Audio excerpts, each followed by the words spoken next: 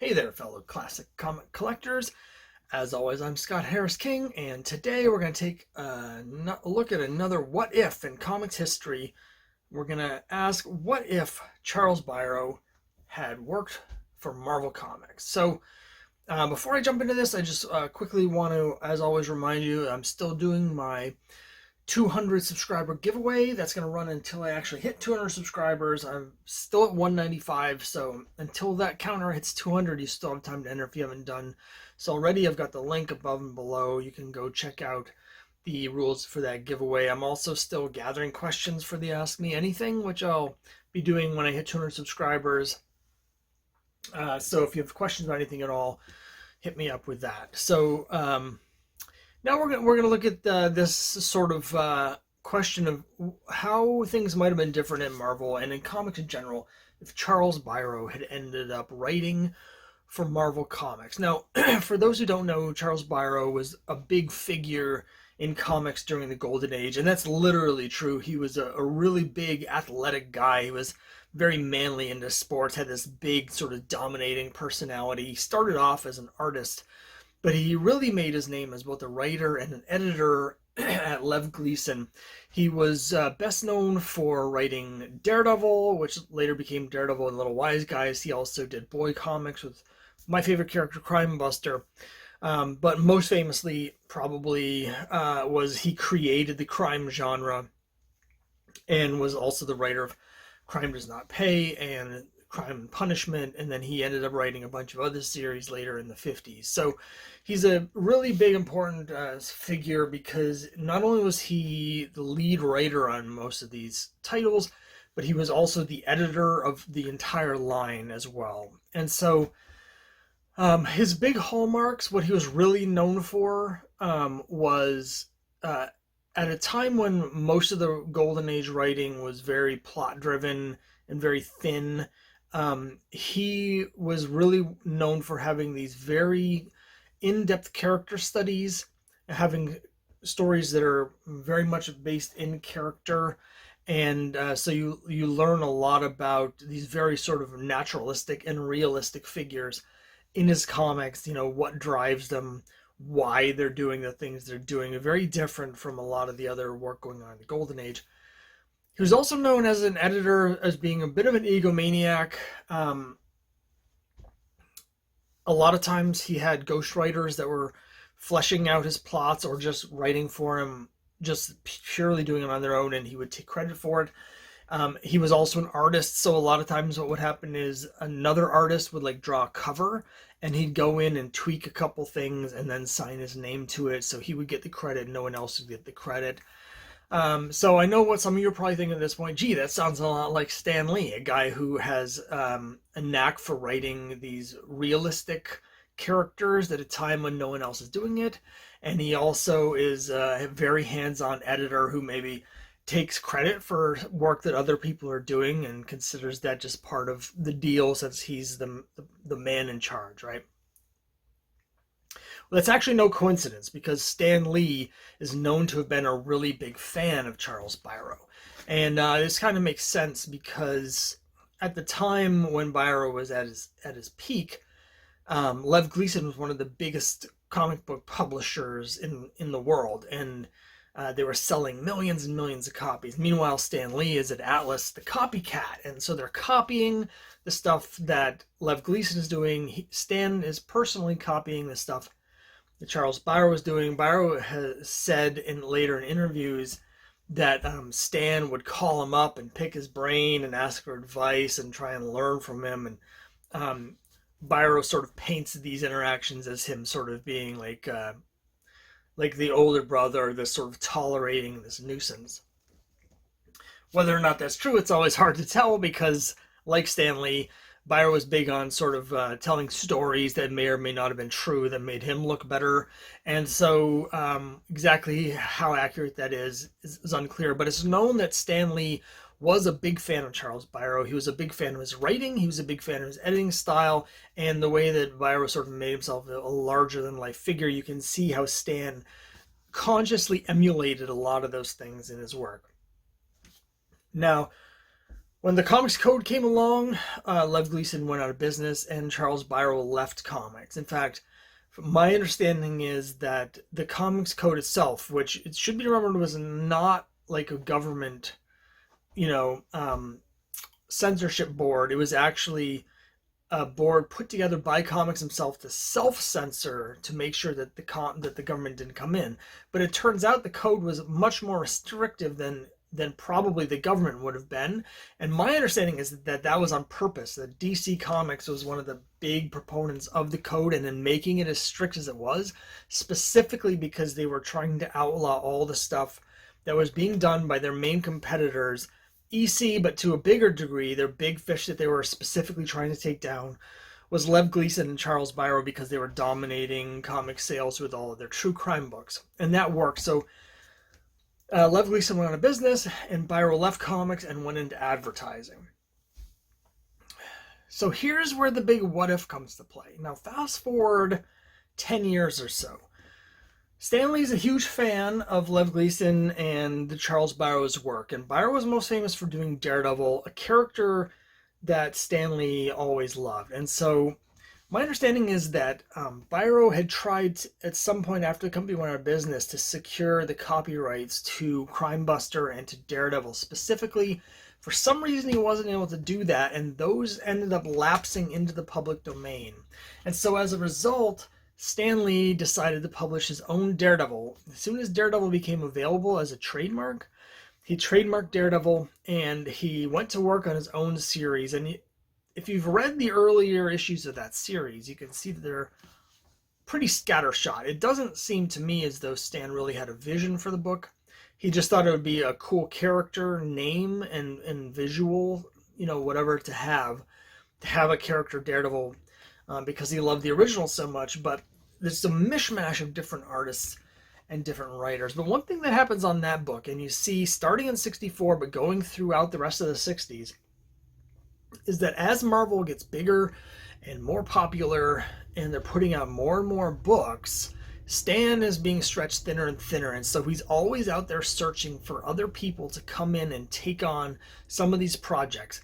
Now, the people that succeeded and did what Stan wanted them to do are now most associated with Marvel. Obviously, Kirby and Ditko, but to a lesser extent, other artists that he brought in, like John Romita and Don Heck and Gene Colan and John Buscema. These are all people that had careers in the 50s and even back into the 40s. George Tuska, for instance.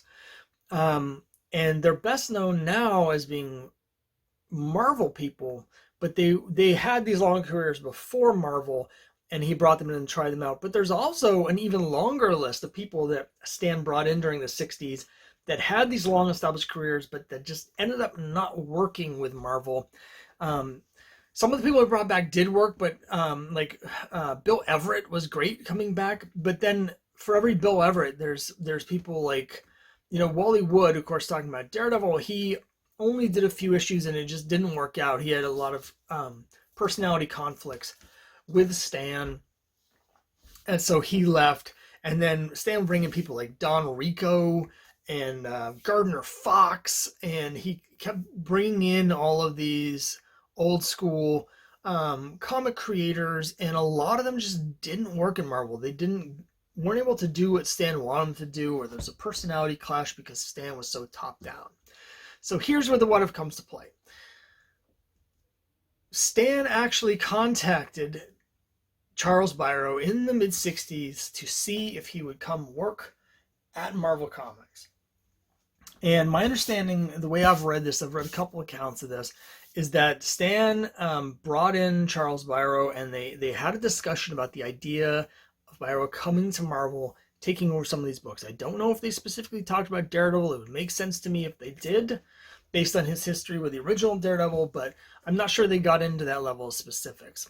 Basically, my understanding of what happened is that Biro, being who he is, he wanted a lot of control over things. He felt like he knew how to do things the right way. He knew how to do things better than anybody else. And so he wanted a lot of control over what he was going to be doing in Marvel.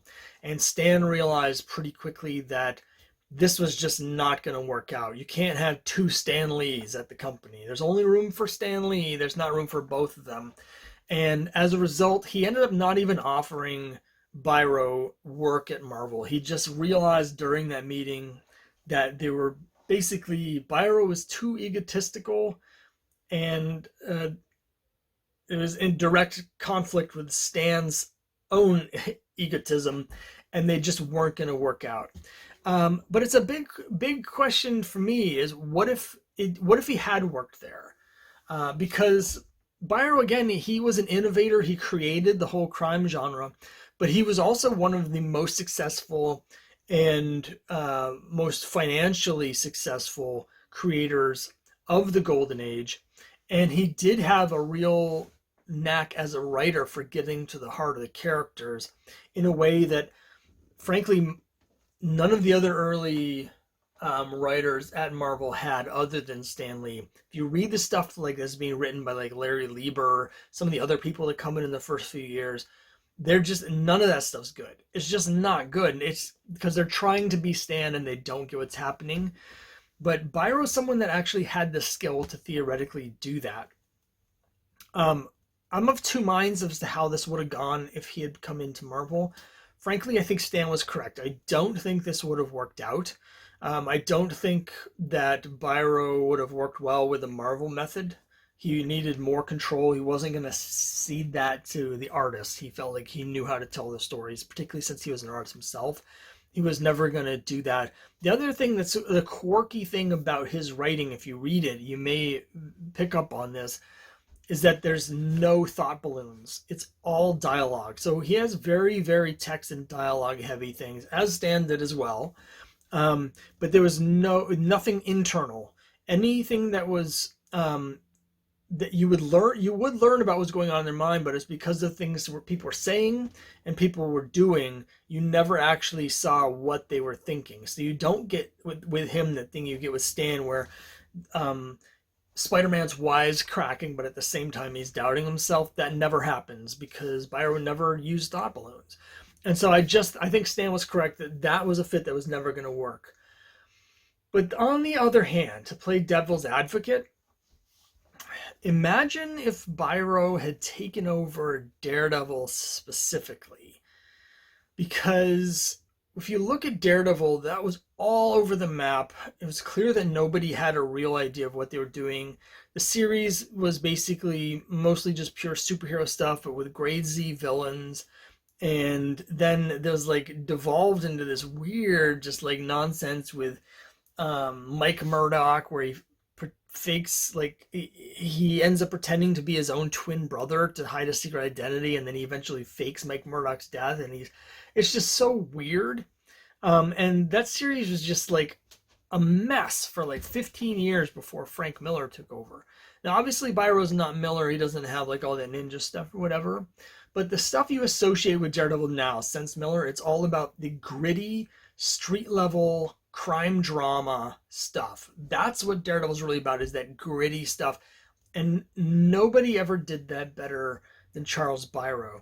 And just the idea that you might have been able to get that sort of real depth and sort of darkness and character study insight in the framework of like murder mysteries. I think what it could have ended up being if he had been on Daredevil was actually would have been closer to sort of like the early 70s Denny O'Neil sort of Batman stuff, where you have Daredevil more as sort of a street level sort of detective, yeah, with some superpowers, but investigating crimes. And a lot of the Crime Buster stories, for instance, Crime Buster doesn't show up until like Act 3 in a lot of those. You get all the stuff about the criminal and the victim and their relationship and stuff.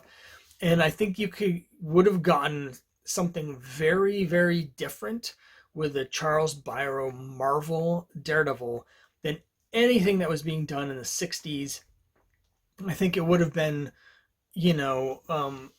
basically, I feel like it would have been Bronze Age comics being done 5 to 10 years earlier.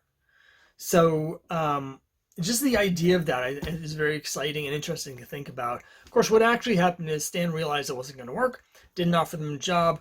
Biro wouldn't take any work unless he had the level of control that nobody was willing to give to him. And as a result, towards the end of his life in the early 70s, he went to conventions as a guest. He interacted with the fans and stuff. At one point, there's an anecdote where he said something along the lines of he knew exactly what was wrong with comics. He wasn't in it. That's what comics needed to fix comics, was Charles Biro. So that's just the kind of person he was. But he never worked in comics again. He never worked in comics after the late 50s.